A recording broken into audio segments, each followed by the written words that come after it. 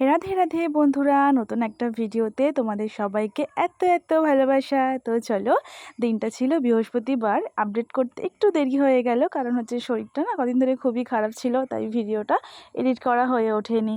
তো চলো, সকালবেলা আমি ঘুম থেকে উঠেই পড়েছি। উঠে হচ্ছে সবার আগে স্নান সেরে ফুলগুলো তুলে নিয়েছি।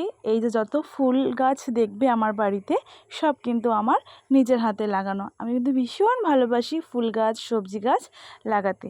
তো সময়ের সাথে সাথে এগুলো দেখো আমাকে কি সুন্দর ফুল দিয়েছে। তো আগে একটু চা খেয়ে নেব, ফুল তোলা হয়ে গেছে, একটু চা খেয়ে নেব।